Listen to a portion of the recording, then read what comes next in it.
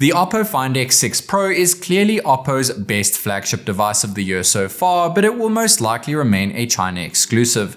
That means this is most likely Oppo's ultimate device to hit global shelves in 2023, the Oppo Reno10 Pro Plus. It may not exactly be Oppo's flagship series device, but the Reno10 Pro Plus is so close to being a fully fledged flagship, and I can't wait to show you why. The design has seen a welcomed upgrade. The display is bigger, brighter, and filled with more pixels. Charging speed has jumped up to 100 watts. It rocks a flagship chipset and houses a flagship level camera setup, which includes an ultra-wide, a flagship main camera, and even a high megapixel count periscope telephoto sensor. And in typical Oppo fashion, they have left nothing out of the box. Other than the device, you get a silicon case, a 10 amp charging cable, and a 100 watt Super VOOC charging block. This is TechNick, and this is my full review of the flagship level Oppo Reno10 Pro Plus.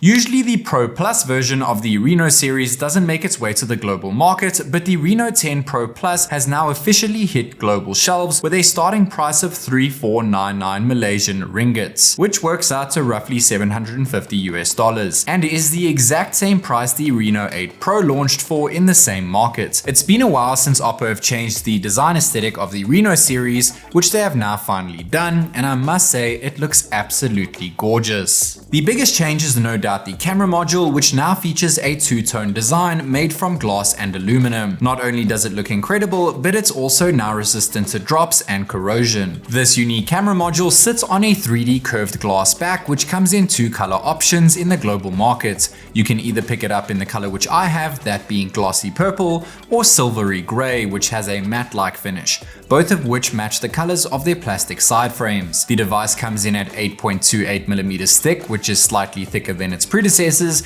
and weighs 194 grams, which is slightly heavier. The backplate is protected by Gorilla Glass 5, while the display is protected by AGC Dragon Trail Star 2 glass, which provides 20% improved drop resistance when compared to Gorilla Glass 5. As mentioned at the start, the display has seen quite a decent upgrade. It has very narrow bezels, which are actually the slimmest we have ever seen on a Reno device to date, and the display itself is larger at 6.74 inches. It's a custom dual curved OLED screen, which now packs in a lot more pixels at 450 ppi, thanks to its increased screen resolution, which sits somewhere between QHD and Full HD. It's a 10-bit color display, which is capable of displaying over a billion colors and 100% of the DCI-P3 color space. Not to mention it supports HDR10, HDR10 Plus, and Widevine L1 content. It also packs in a silky smooth 120Hz refresh rate, which can dynamically refresh between 45 and 120 frames per second, has up to 240Hz touch sampling rate, boasts 1440Hz PWM dimming, and most importantly bumps screen brightness up to a max of 1400 nits, which is significantly higher than last year's 950 nits of peak brightness. In terms of software, the Reno10 Pro Plus makes use of ColorOS 13.1 skinned over Android 13. It's simple to use and packed with useful features such as shelf mode, large folders, full Google integration, loads of customization options, and looks stunning all round. So be sure to check out my detailed ColorOS 13 software review after this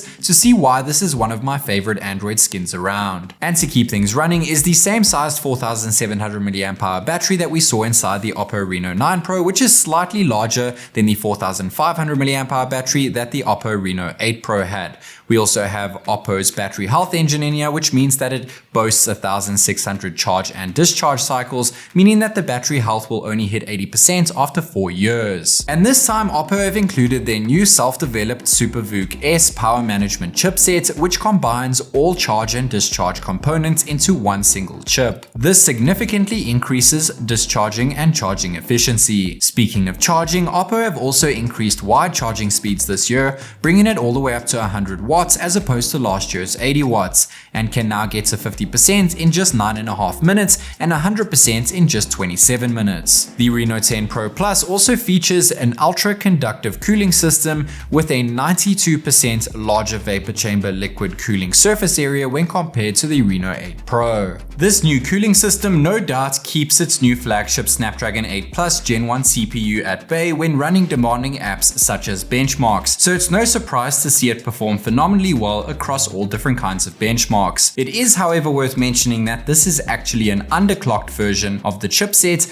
which has a max core clock speed of 3 GHz as opposed to the standard 3.19 GHz. Oppo have stated that this helps reduce power usage and heat generation without impacting performance. It also has 12 gigs of LPDDR5 RAM, which can be extended to 24 gigs using RAM expansion, as well as 256 gigs of UFS 3.1 storage. You would think with all these specs, the Reno 10 Pro Plus would be able to play games at 120Hz refresh rates, but unfortunately in some games, such as Real Racing 3, the device caps the frame rate at 60 FPS, even though it's more than capable of reaching such high frame rates. The good news is that the Reno 10 Pro Plus was able to achieve a stable frame rate of 90 FPS in Call of Duty Mobile, which many devices seem to cap at 60 FPS. And when playing an even more demanding game such as Genshin Impact, you'll be happy to hear that we got a stable 60 FPS most of the time when set to max graphical settings thanks to the Hyper Boost gaming engine and stable refresh rate feature. The Oppo Reno 10 Pro Plus also packs in Bluetooth 5.3, NFC, dual SIM 5G and Wi-Fi 6, so connectivity is on point. There's also a USB 2.0 Type-C port, an IR blaster which is a first for the Reno series, an X-axis linear motor and O haptics for an immersive flagship level haptic feedback experience, as well as upgraded dual track stereo speakers, one at the bottom and one at the top with support for Dolby Atmos.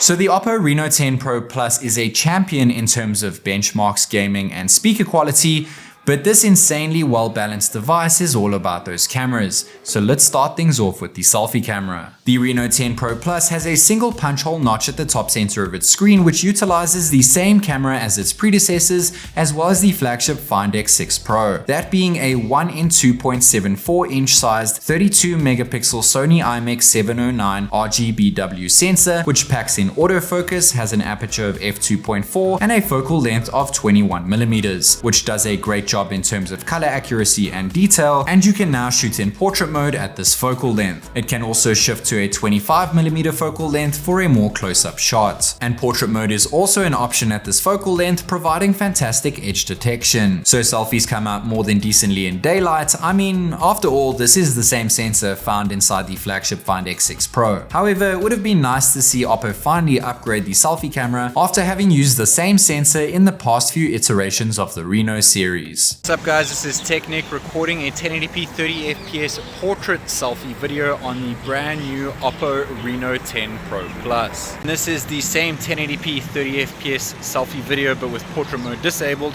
Unfortunately, it is capped at 1080p resolution and 30 frames per second when using the selfie cam, but you can switch from 0.8x to 1x all the way up to 2x and all the way back to 0.8x. Now there is of course an ultra steady mode for the selfie camera as well, because it's not very stable when it's disabled. There is a slight cropping factor however, though you can still switch from 0.8 all the way up to 2x, but as you can see that cropping factor is quite heavy, so you're going to have to stick to 0.8x for this. It's awesome that you can zoom in and out when recording with the selfie cam, but I have to say I'm quite disappointed in the lack of 4K selfie video, and all in all, selfie video is a bit lackluster, especially at night. Selfie photos come out decently at night too, but it tends to smooth things out a bit too much for my liking, especially when it comes to my face, resulting in a bit of a washed out look. In recent years, many upper mid-range smartphones have actually been packing in better selfie sensors than their flagship counterparts. That is unfortunately not the case with the Reno 10 Pro Plus, as it sticks to the same selfie sensor as seen inside the Oppo Find X6 Pro and previous generation Reno series devices. Photos come out more than decently during the day, and while videos are okay, I have to say I am a tad disappointed to see it miss the mark in terms of 4K selfie video, especially in this day and age. But this device has one serious camera setup on its backplate, so let's get into it. It has a triple camera setup on the back, which is made up of the same 1/4 inch sized 8 megapixel Sony IMX355 ultra-wide camera, a 1 in 1.56 inch sized 50 megapixel Sony IMX890 main camera sensor, and lastly, we finally have a telephoto sensor in a Reno series device. This is not just any telephoto sensor either, it's a telephoto periscope camera, just like the fancy ones we see in most top-end flagship phones. It's a fairly large half-inch sized 64 megapixel OmniVision OV64B sensor. This camera setup also includes a 13-channel color temperature sensor for better white balance and color accuracy, and is powered by the Flagship Silicon X imaging NPU. The device skips out on a macro mode for some reason, and while the 8 megapixel ultra-wide sensor isn't the best on paper, it makes for a pretty great shot. That said, results from the main camera are far superior thanks to its flagship level sensor, which looks fantastic at high res and is even more refined when binned down. Just like the flagship Find X6 Pro, the Reno10 Pro Plus also offers 2x in-sensor lossless zoom tech using its main camera, and results are impeccable. But for some reason, things come out looking a tad dull when binned down. We now finally have a periscope sensor in a Reno device, and we can even take shots at native 64 megapixels at 3x optical zoom. This can of course also be binned down to 16 megapixels, which does a fairly decent job. And again, just like the Find X6 Pro, this Oppo's periscope also offers in-sensor zoom at 6x, but it's not quite as lossless as we saw in Oppo's flagship. 10x digital zoom looks great too, but detail starts to take a knock at 30x. 60x digital zoom still looks great for a phone at this price point, and it can go all the way up to 120x zoom, which is not something you typically see within an upper mid-range smartphone. We are also treated to a minimum focusing distance of 25 centimeters when using the periscope, which makes for some seriously detailed shots up close. I mean, if this is not flagship level, then I don't know what is. Taking a slightly further away shot with the periscope's 3x optical zoom of me looks incredible, but unfortunately when you shift to portrait mode at this range, it reverts to the main camera. But even though it does this, it still looks great. Of course, you can also take a 1x portrait shot using the main camera, which has decent edge detection, but taking the same photo in regular photo mode comes out even better with a nice natural depth of field thanks to that large sensor size. The same can be said when recording regular 4K video of me, which comes out filled with detail and provides fantastic background blur, since portrait video is limited to 1080p, but in all fairness does offer superior depth. The same portrait video can be taken at 3x zoom, but while you would expect the device to use the periscope sensor for this, it once again reverts to the main camera, which once again has me favoring the regular 4K video mode, which actually utilizes the periscope sensor and literally puts this kind of video on a flagship level. You can now shoot 480 FPS slow motion video at 1080p resolution, which is unheard of in a mid-range device. And speaking of being special, this Reno device can even shoot 960 FPS slow-mo video at 720p. Just like some flagships, the Reno10 Pro Plus can also seamlessly switch between all three cameras when recording continuous video.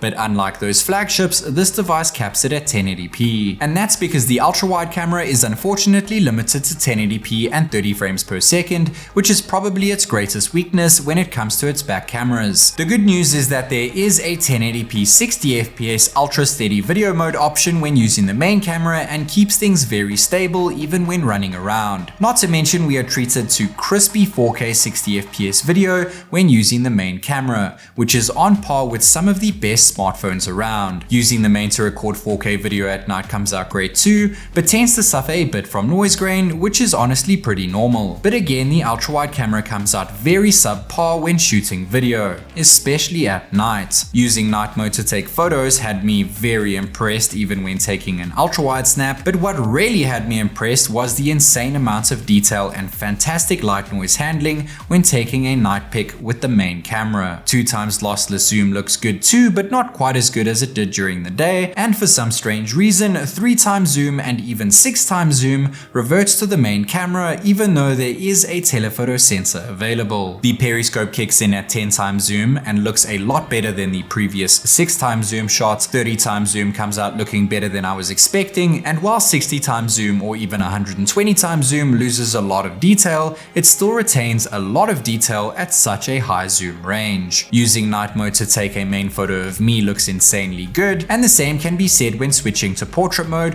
which provides excellent edge detection. But just like we saw during the day, when set to 3x zoom in portrait mode, the device reverts to the main camera, but honestly still looks breathtaking. And while taking a regular photo at 3x during the day used the periscope sensor, at night it reverts to the main camera. It doesn't look terrible, but I reckon it would have looked a lot better if that telephoto camera was actually utilized. The Oppo Reno10 Pro Plus may miss the mark when it comes to ultra-wide video recording, but it does so much right with its back camera setup. It's easy to want to compare it to some of the best flagship camera smartphones around. It might skip out on a few flagship features such as an IP certification and wireless charging, but the Oppo Reno10 Pro Plus is very much on a flagship level and, in my opinion, extremely good value for money. Let me know your thoughts on Oppo's best ever Reno device in the comment section down below. This is TechNick and I'll catch you in the next one.